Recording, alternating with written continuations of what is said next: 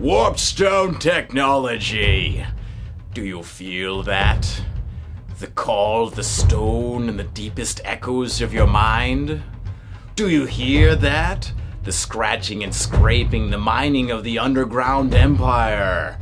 Welcome back, chromatic warriors. Today we're getting a little crazy on that Warpstone. But wait, a big thank you to Games Workshop for sending me a copy of Emberguard. As always, Warhammer Underworlds brings the hits. They seem to sculpt the very best models for this game, and this Rat Pack is no exception. There's a lot of cool, colorful characters. I decided to paint the Warlock, and it gave me an opportunity to work on a transparent stone. This can be applied to many effects. I'm painting with the color green today, but I'd like you to use your mind. Imagine other situations when this may be useful, perhaps a transparent ice cube. My equipment is simple, a brush and 4 bottles of paint, matte black, scorpion green, rainforest, and white. But from this simple collection, many viridescent tones can be raised. Let's have a look. Now on the Warpstone itself, first of all, I just want to start by doing a little value sketching. This area near the charging cords will be much brighter, so I'm going to give it a white undercoat. And yeah, the surrounding areas will be diminishing in their glow, but carrying, a bit of that internal light showing through. So I just want to make a quick sketch of that. Just trying to imagine things. And it's also a time saver. Okay, with the sketch established, let's get some main colors laid down. It's going to continue to be rough for a while, but we move through stages of rendering. So first, throwing some rainforest down in this brightest area. Then, while that's still wet and sticky, I'll grab Scarab green, work that in as the next boundary. I must emphasize, this will be a little sloppy to begin, so do not worry. See, I'm just kind of tracing over some of those textures, adding more paint where I see fit. Just gradually trying to work things around to a semi-smooth take. It's gradiating. It is not smooth. I'll also take black to the outer boundary. Just kind of running that across the top of the power crystal, essentially. A little bit of wet blending here as well. I'm not adding any extra paint. It's just a naked brush, just smoothing, mixing around what is already on the model. Next up, I'm going to repeat that same step. Wet blending is not necessarily a finishing technique. I mean, quit whenever you're satisfied, but there's nothing wrong with going back and doing it a second time to increase saturation, just like any other technique.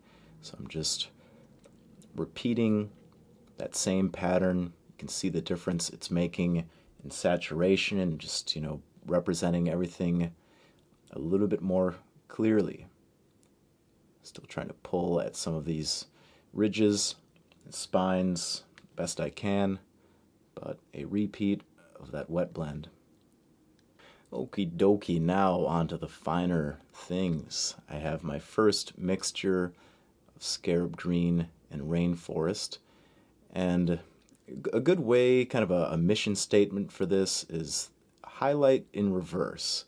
If we're trying to create an internal glow, then the deeper areas would be lighter, just like if I was painting something that was on fire.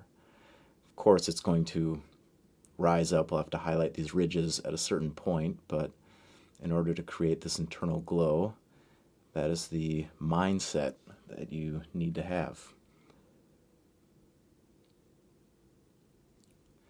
So I'll just slowly work up the recesses. You don't want to go too bright. I think the effect is already coming through very subtly. Just need to continue to guide it in the right direction.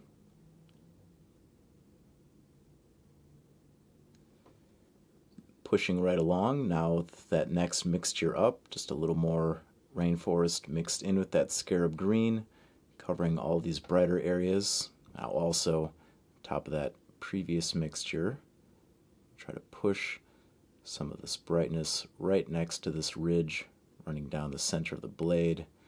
Those first coats are going to be a little patchy and irregular, but I will apply many thin layers to get a smooth result, a nice saturated result.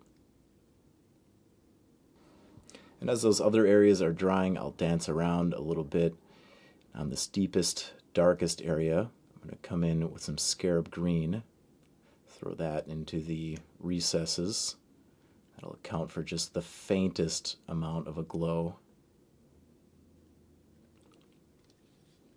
And back up to that bright mixture, coming right along. It's just many thin layers that are going to have to sink into this to get a smooth result.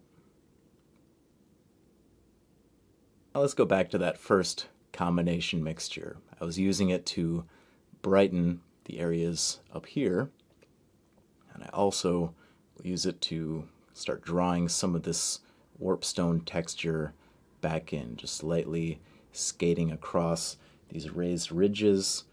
Just want to generally escalate in brightness as you get closer and closer to these power chords. Moving down to a smaller brush for a much finer touch. Continue pulling out more of these textures. It's kind of up to the beholder how deeply you want to read into these. But I'm just taking some black in this darkest area, just making sure these ridges are nice and deep. And I'll also start placing some pure Rainforest in my brightest area. And you can see I'm able to work on both sides of the line here, in reference to these ridges, the texture I've been trying to pull out. When I'm drawing this internal glow into place, I can corral some of those lines, and I can work on both sides of the line in a sense of sharpening up those ridges. Let's drop the faintest dot right in here.